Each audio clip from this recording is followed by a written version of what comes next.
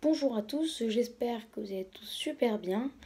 Alors aujourd'hui, je vais vous parler du risque orageux qui sera présent dans tous les Hauts-de-France ainsi que dans le nord-ouest. Et on va parler aussi de l'intensité de cette activité orageuse. Alors, on va parler de l'intensité de cette activité orageuse euh, pour les Hauts-de-France, d'accord? Et aussi pour la région parisienne. Euh, Parce que c'est les deux principales villes. Et la plupart de mes abonnés viennent de la région de l'Île-de-France et ou des Hauts-de-France. Après, il y en a qui viennent plus du sud, mais ça, il y aura de fortes pluies a priori vendredi. Alors, passons aux orages. Alors, le risque d'avoir des orages dans les Hauts-de-France, donc on va dire les Hauts-de-France, ça va représenter l'île. Et l'Île-de-France, ça va représenter Paris. Donc pour l'île et Paris, enfin pour l'île, le risque d'avoir des orages est de 90% vendredi. Et à Paris, le risque est de 60%. Donc c'est un peu plus limité. En tout cas pour l'île, maintenant ça se confirme, il va bel et bien faire des orages. Et pour Paris, même si le risque est de 60%, on aura normalement quand même des orages. Maintenant parlons de l'intensité de ces orages. Alors les orages seront parfois intenses à l'île. Parce qu'il y aura vraiment un fort conflit de masse d'air. Il y aura l'air du sud de l'Afrique qui vient et en même temps l'air du pôle Nord qui déboule pour la première fois de l'été.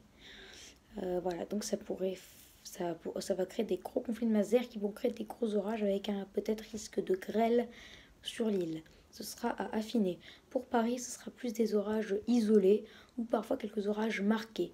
Donc à Paris, ce sera orage isolé à marqué. À Lille, ce sera des orages marqués à violents. Donc normalement, on devrait avoir une vigilance orange. Enfin, pour moi, si franchement ils mettent pas de vigilance orange, c'est qu'il y a un gros problème dans leur tête. Là, je dis ça comme ça, parce que c'est un gros conflit de masse d'air et ce n'est pas à prendre à la légère. Donc ça va créer des orages assez violents. Par exemple, j'étais chez mes grands-parents et à Téteghem, pour être précis, on prévoyait un orage de grêle et on était en vigilance jaune. Je me suis dit, vigilance jaune, ça justifie peu, ça ne justifie pas ce qu'il va faire. Pour moi, la vigilance qui justifie le mieux ce qui va se passer, sans ce qui s'était passé, c'était la vigilance orange. Après, dès qu'on a vu l'orage, franchement, des vents à 100 km/h, des éclairs, des impacts jusqu'au sol, des grêlons de 5 cm. Et après, ils disent que c'est vigilance jaune alors que c'était une vigilance orange pour moi. Là, c'est n'importe quoi. Ce qui s'est passé, franchement, ça vaut pas une vigilance orange. Ça vaut pas une vigilance jaune, mais une vigilance orange. Parfois, on mettait des vigilances rouges alors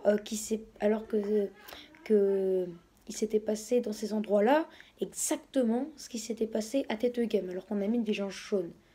Et là-bas, une vigilance rouge dans les autres endroits.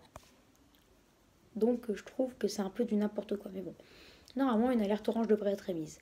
Donc le risque d'orage à Lille est maximal. Il devrait faire un orage, ça, on est à peu près sûr. Même samedi aussi, mais là, on est plus pour vendredi. Et les orages pourraient être de marqués à violents. Faites attention avec un risque de grêle et le risque de tornade est présent, mais il sera faible. D'accord? Il sera faible à modéré.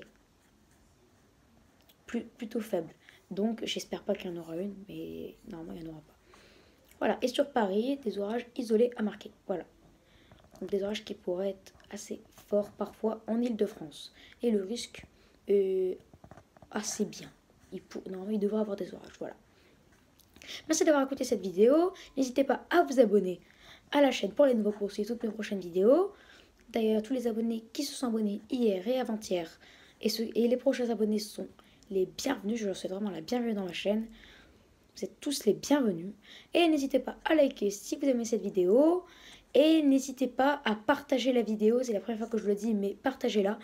Et aussi, vous pouvez me donner des idées de vidéos. Vos idées seront prises avec grand plaisir. Voilà, des idées. Si vous voulez que je vous explique certaines choses sur la météorologie que vous ne comprenez pas, etc. Parce que c'est vraiment important, tout ça. Parce que moi, sans vouloir me vanter, je me suis quand même bien avancée sur la météorologie. Parce que je suis un passionné depuis mes 6 ans. Donc je peux forcément vous apprendre certaines choses sur la météorologie que vous ne savez pas. Voilà. Donc n'hésitez pas à vous abonner et à liker. Et n'hésitez pas aussi, c'est deux nouvelles choses que je vais vous dire, mais à partager la vidéo, de 1. Et de 2, n'hésitez pas à me donner certaines idées pour mes prochaines vidéos, pour que je ne sois pas à court d'idées dans certains moments. Allez, très bonne vidéo à tous et à plus pour une prochaine vidéo. Ciao!